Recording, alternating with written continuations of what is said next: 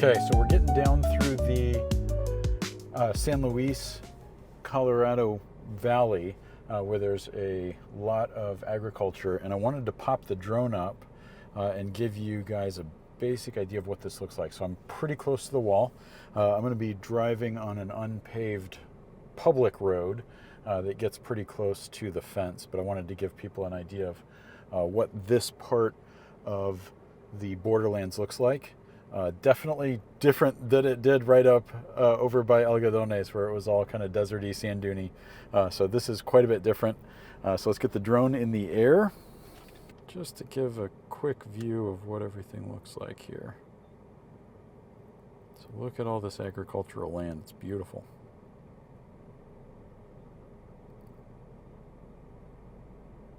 Look at this.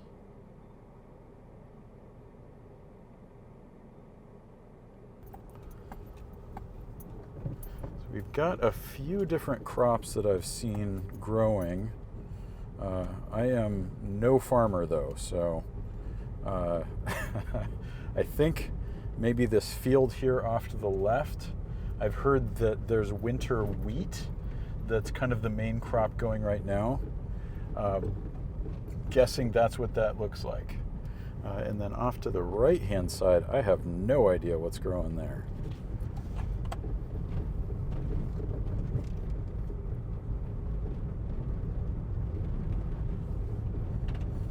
So this is listed as an actual public road. So I do not believe I am trespassing by driving down it. I do see regular road signage here at the end of the road. And I don't want to get the drone too close into the wall,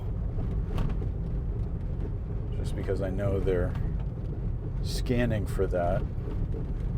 Drones are, from what I understand, used more and more often as delivery vehicles for drug transport, that they can carry several pounds, and then you can equip them with release mechanisms to where they'll be able to drop packages off on the other side. Okay, I think we've got cabbage on the left, but it's already been harvested and it hasn't been torn up and plowed up yet.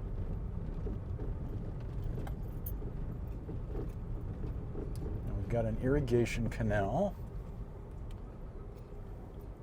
And this is looking like a road too, so I'm gonna go down it and see what we can find. I suppose the hopefully worst case scenario is they tell me I can't drive here, and then no problem, sir, I will turn around. But this is a cool perspective of the countryside. An idea for what everything looks like. I'm going to take the drone a little bit higher.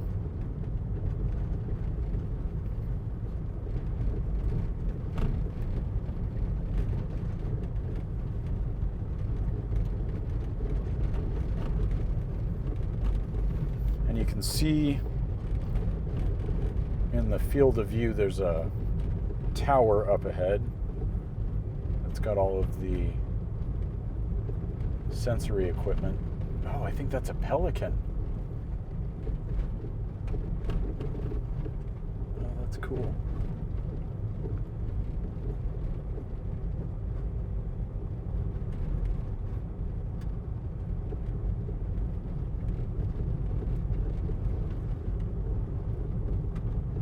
This is really pretty in here.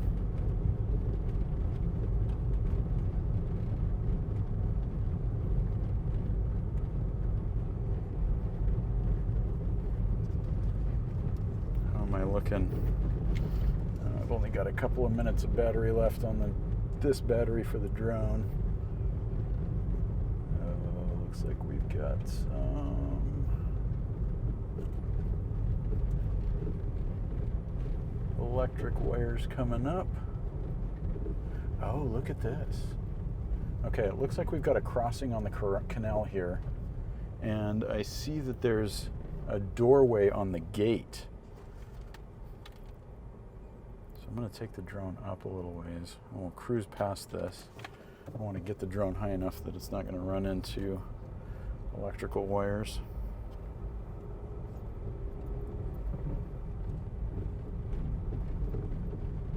Okay, looks like we're safe. That's good. This is looking suspiciously like an area I have seen in previous documentaries and on the news.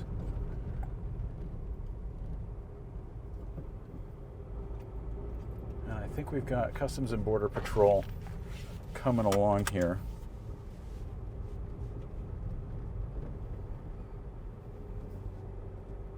Yeah, sure enough. Going either direction. Oh, they kick up some dust, don't they? Look at them moving. Okay, yeah, I think I'm not allowed to be on that road there, but where we're at here, I believe is okay. I was seeing regular signage, and this shows up on Google Maps as an actual road. So I'm not on their kind of patrol road areas, but obviously we are right up here going along the wall. I'm going to need to land the drone here in a sec. Oh. Battery level is low. Aircraft will return to the home point in 10 seconds. Return to home. All right. Okay. And that'll be the end of that adventure. Let's get this drone out of the air. Okay, so that was actually a little bit crazy. The Customs and Border Patrol pickup that crossed over next to the wall on their patrol roads over there, I think one of them wound up U-ing and coming back along the actually marked out road that I'm on, this kind of agricultural service road that's marked on Google Maps, and just came flying past me. I was right in a bunch of sand, and he was fishtailing around as he was honking and throwing his siren out there. So that's a little crazy. I'm actually going to pull over. I've turned around to that area it looks like that he turned around in. And I'm going to pull over and take you guys up to the wall once I get parked out of the way here. I've got the drone safely out of the air, so it's not going to crash or have any problems. And then I think I can just go directly out of here back up to the main paved road. But we'll see what we can find here. This is cool. Okay.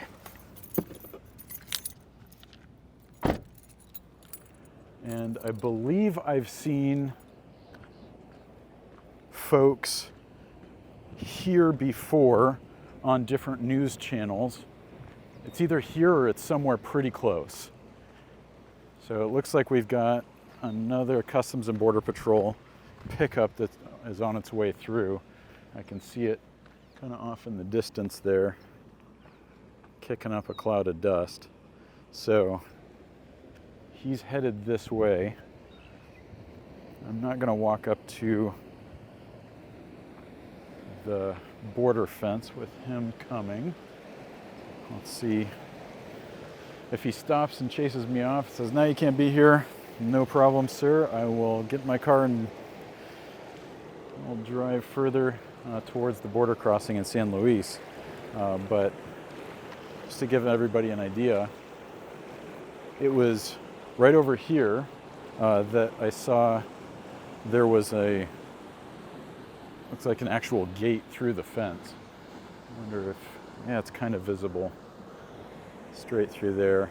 There's a light pole right in front of it.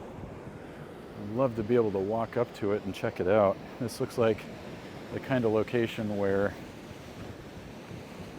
previous podcasters and news folks have found large caches of people's identification and money and whatnot. Oh, okay.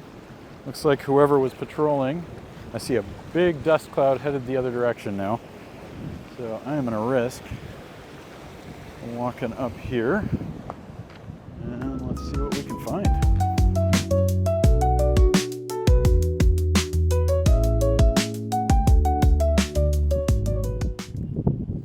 So that's the Mexican side there. Let's get a view. They don't have this full-scale highway or patrol road that runs along it.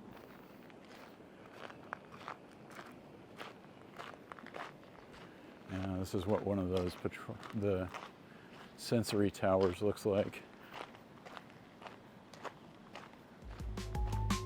All kinds of sensitive equipment up there.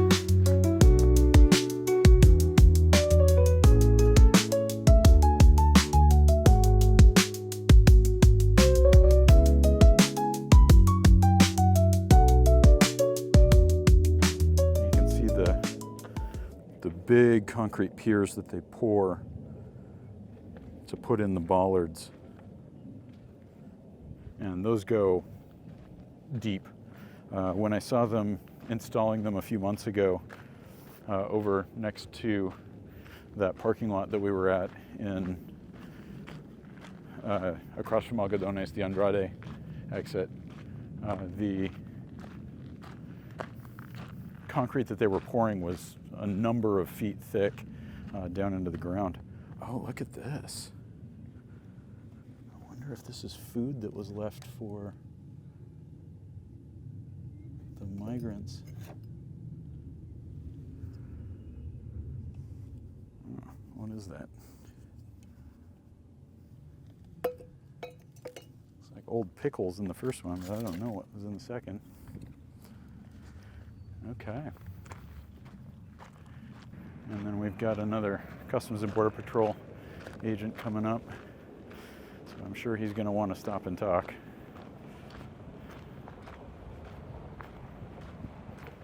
Yep. All right, I'm going to face the camera down, but we'll get the audio. Howdy. Hey. Am I not allowed to walk up here? No. Okay. I just wanted to ask what you're doing. Journalist. Journalist? Yeah. Okay. So, Who are you with? independent freelancer. So I'm doing basically running along the border from the Pacific to the Gulf of Mexico and covering all things borderlands that I can find that are interesting. So specifically doing this from a non-political take, trying to get real information out into the space. This agricultural service road is okay to drive on, right? Yes, sir. Yes, Okay. sir. Yeah, So I haven't been up here on your guys' vehicle down patrol. there? Yeah, that's me. Okay. Okay. Yep. Cool. So All right. is there, I don't know if you can tell me this, I've seen on a number of people's documentaries spots, I know it's right around here somewhere, where migrants will dump a lot of their identification and stuff. That's probably going to be around 12 and 7/8. 12 and 7/8. It's going to be down Further down a little ways? Okay. further down that way. So Okay. sometimes they leave their identification down. Yeah, really interesting. But So this agricultural service road eventually cuts back up to the highway. Is there the ability to drive on a road that I can drive on that'll get relatively close to the fence near that 12 and 7/8? 12 and 7/8 is directly down. Oh, okay. So I could take the service road down there. So, yeah, just Perfect, follow man. down that way and Okay. you're good to go. Okay, awesome. Thank you so much. Yeah, take care, brother. Super friendly. That's awesome. Okay, so we are headed to the checkpoint, I guess, 12 and 7/8. He said it's right down this road, and I am allowed to be on this road. So all fantastic info. So I've been playing with the artificial intelligence music making program Sune, S-U-N-E, and that's how I made the little intro song that I've been using on the previous episodes. I'm going to keep playing with it and use it for maybe some of this travel time. Test out the capacity of artificial intelligence to make some good music.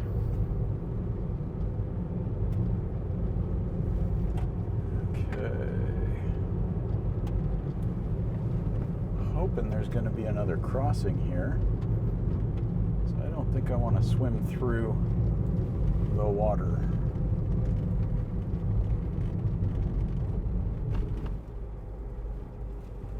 Oh, don't get stuck, don't get stuck, don't get stuck, don't get stuck. This is super soft sand. Oh. Okay, good. Have me breathing heavy. I would have to hoof it quite a ways. Oh, I see. They're in the field. We've got, looks like a couple of Customs and Border Patrol vehicles. Oh, okay. Okay. There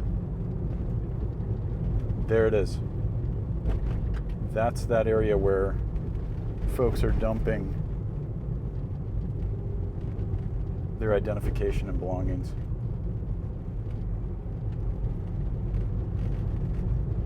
It looks like, uh-oh, more sand. Okay, I'm seeing a vehicle on that side. It looks like there might be possibly a road that leads up there. Let's see what I can find. Oh, what's this? Customs and Border Patrol taking someone in. Oh, look at that. Oh, looks like they caught a migrant. Searching him for weapons.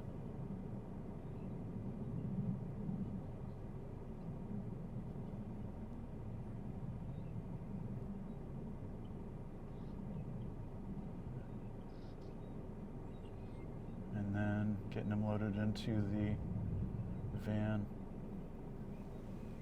Wow, look at that.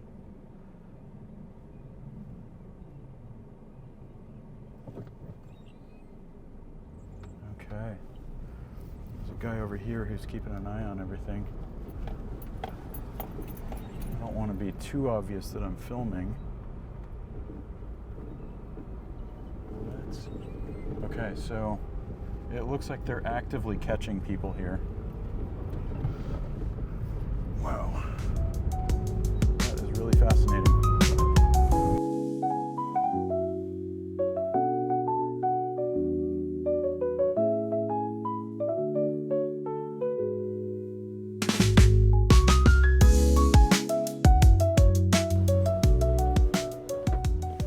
Howdy. Good. Got enough room? I do. I noticed there's the spot. Is it 12 and 7/8 or 12 and 3/4? Yeah, where the That's it fence right ends. there. Yep.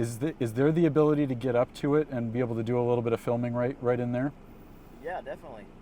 So you take this canal Yep. south until you hit County 14. Okay. Take County 14 over to what we call the levee. Yep. So that the levee road, and then you can just drive down the 12 and 7/8. Okay. And I mean, really, you can walk on either side of the fence. That's not the actual international boundary. Oh, no way. Okay. But I'd recommend staying on the Obviously, east side of it. sure. And we just had a group run through there, so. Just saw him getting apprehended. Yeah. So, yeah, that's okay. So I'll head down to the next road. Down. West. Yep. And when you hit the levee road, just go north. Okay. So this will be right on this road that I'm seeing here. Yep. And then as soon as I hit that levee road, I can take a right and then come back up along it. Right. Am I allowed to drive along the fence, the border wall? Yeah, right here on the levee, you can definitely drive there. There's a road that takes you along the vehicle barriers. We usually keep that gate Okay. closed to prevent like tractor theft and Okay. stuff like that. Okay. But like on the levee alongside this fence, you can definitely drive right up. Right next to on. it. Awesome. Okay. I know that I passed a pull-in point back there a little ways. Would that be another potential access point to get up there? Possibly, but I mean, on this side of the canal, your best bet is just to go and get You bet. west of the canal. Awesome. Okay. Well, thank you so much. All right, take it easy. Yep. Holy crap. How friendly are these guys? Not only is it okay to drive on this canal road, but I'm allowed to drive up there and do a little bit of filming, so that's fantastic. I don't know how much audio my microphone is picking up.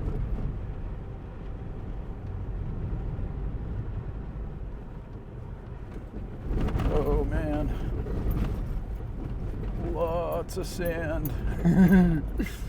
Oh, don't bottom out there, old rub. Okay. Wow. The group just got apprehended. And I guess that was the last guy that I just saw getting picked up. So I'm guessing the rest of them were already there in the apprehension van.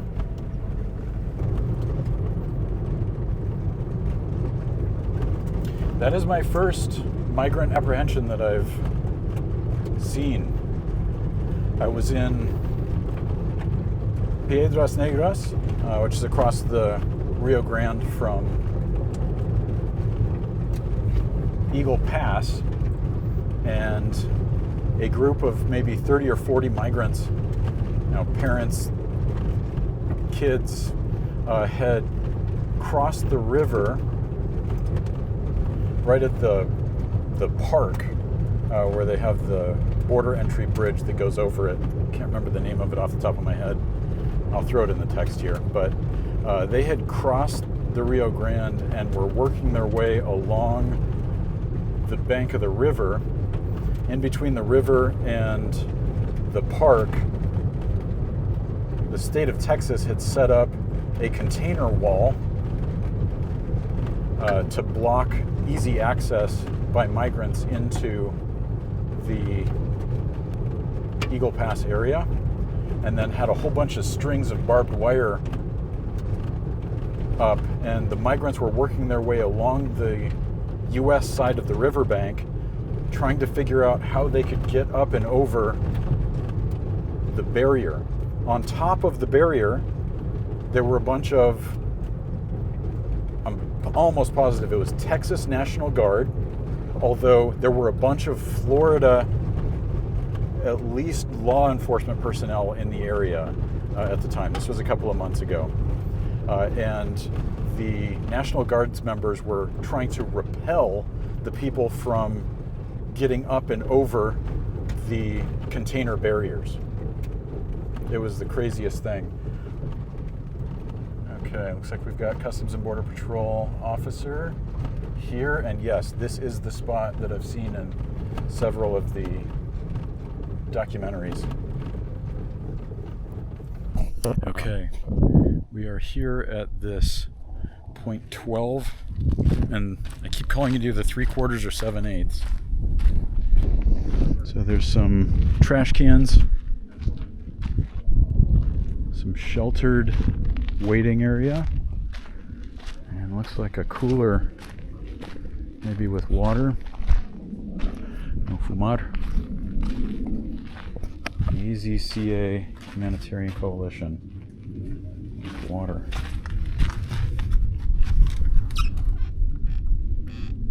And some granola bars. Huh. Cool. Cruzando aquí es ilegal. Puede resultar.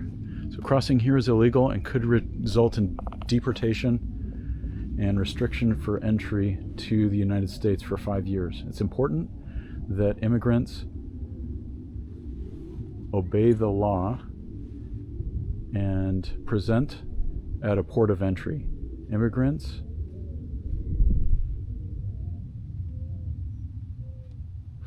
leave the United States can use an application CBP-1 on a cell phone to start the process online. Okay, man, that's pretty direct. You get deported and banned from entry for 5 years if you come in through here. So, according to the Customs and Border Patrol officer that I chatted with, the actual border is out here a little ways, so you are allowed to cross over onto this side of the fence. So give you a quick view. Entering the Cocopah Indian Reservation. All applicable codes will be enforced. No trespassing. And then these are the vehicle barriers that it sounds like the Customs and Border Patrol agent was saying they set up to stop tractor theft. So this was the area where I had seen in a documentary or two previously where a lot of the folks were dumping their IDs and money. And I had seen, oh, there he is. So the Border Patrol officer is down there in the woods. I don't know exactly where the border's at, so I am not going to wander down into that thicket. Also, there's probably poisonous snakes. And I just don't know enough about the local fauna to know what I'm looking at. But I'm curious to see if I can find any of those IDs or currency that might have been left behind.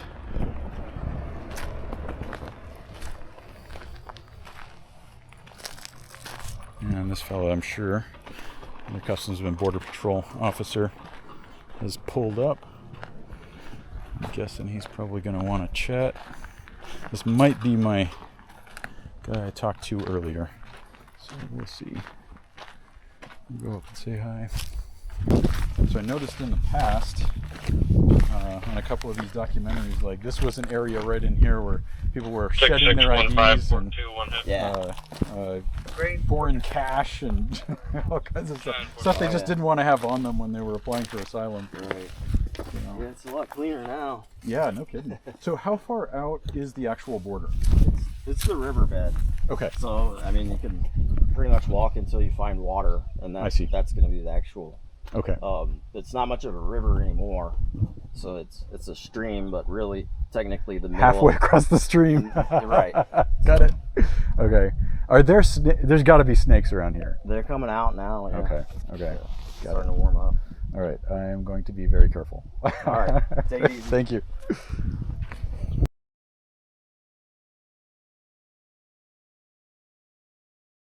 Oh, look at this. Huawei. Oh, it still has battery charge. Look at that.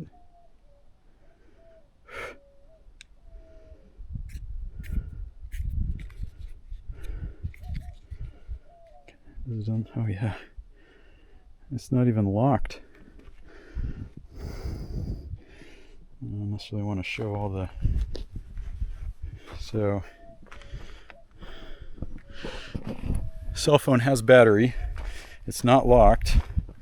So I've opened up the phone app and I can see this is primarily people whose numbers are in Peru. So we have names Mama. We've got looks like some friends. So whoever is shedding this cell phone, good guess,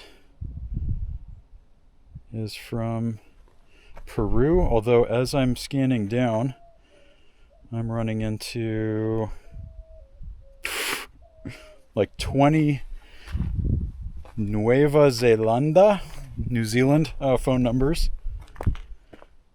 I'll bet you this cell phone tells a story. Wow. So maybe somebody from Peru or who came through Peru. Oh my. There are hundreds of saved phone numbers in here.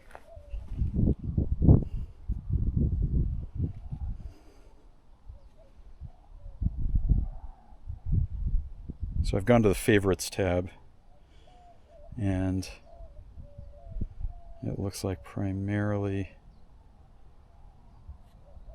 Peruvian numbers. Wow. I'm going to leave this here in case said cell phone owner needs to come back for it. It's got about 7% left on the battery. It's interesting having read so much, seen so much news footage, watched documentaries of what it's like to be in an active immigration crossing zone, and then to be here. An interesting feeling.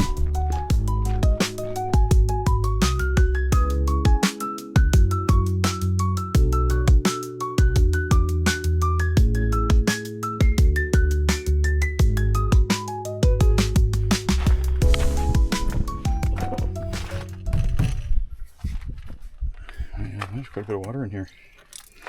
Sure enough.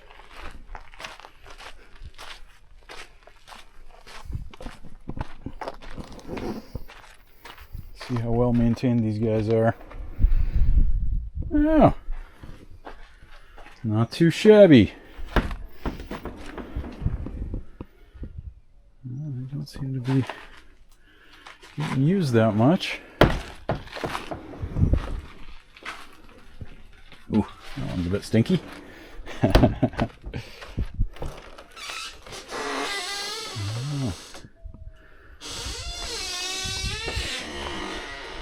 Disabled accessible. We've got a hand washing station and more water.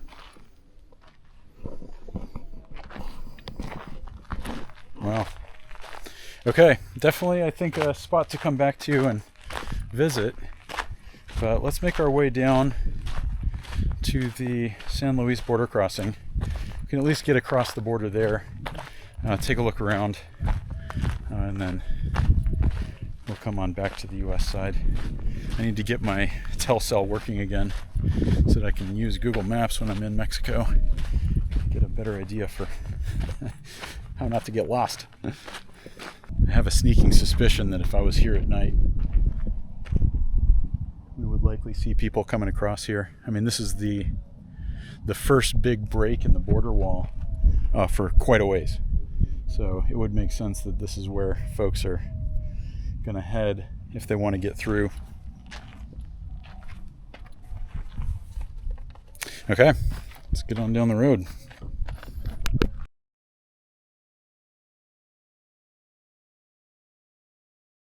Okay, and you can see the border wall there ahead.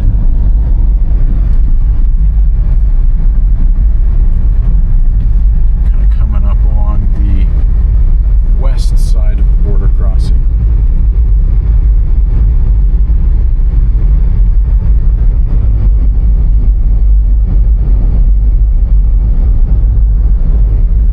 This was a location, if I remember correctly, of some El Chapo tunnels.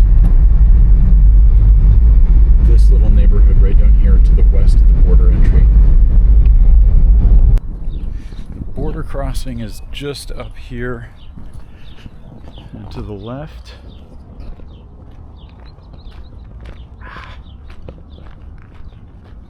Something about this building here. I want to say this was one of the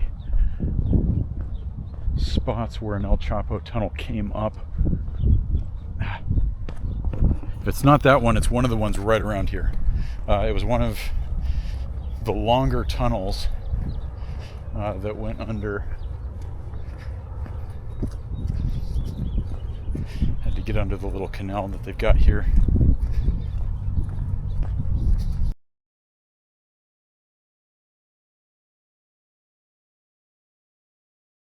So we kind of have a no man's land in between two sections of wall. So you can see a couple of Customs and Border Patrol vehicles in the middle. And that's, okay, yeah, that's the gate. So this is kind of a storage area.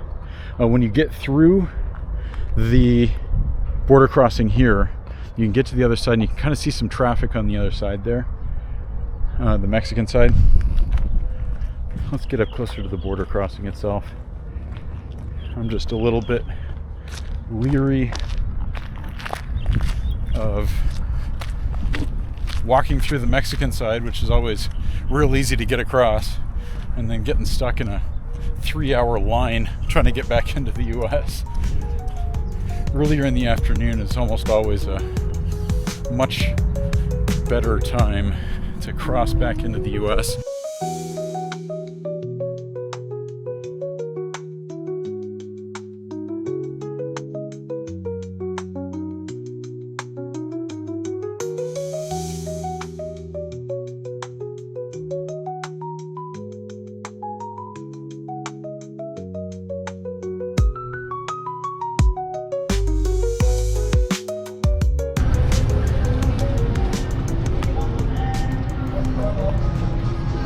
Big shopping area here on the US side. Lots of people park along the sides of the street. I've done it before, and then just walk in. But right here is where folks that have been through customs and border patrol on the American side pop out. And then you got a bunch of restaurants and stuff in here.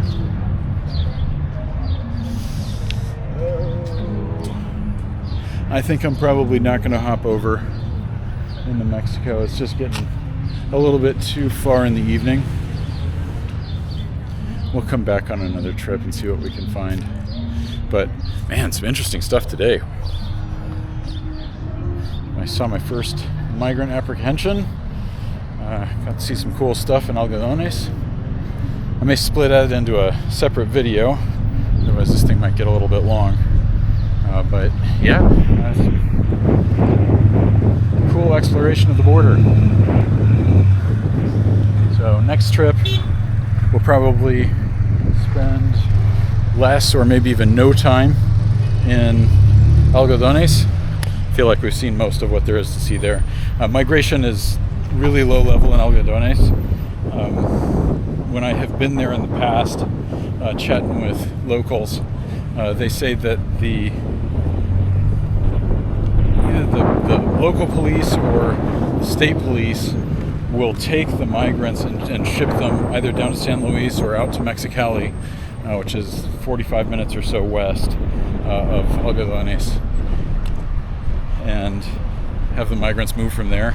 They're just trying to keep Algodones cleaned up so that it's not unappealing for the medical tourists that they largely survive on. I'm amazed and jazzed by all the different types of terrain, situations, people, culture that we're running into as we're making our way along the border and checking out the lay of the land. We will continue the adventure in the next episode. Thanks for coming.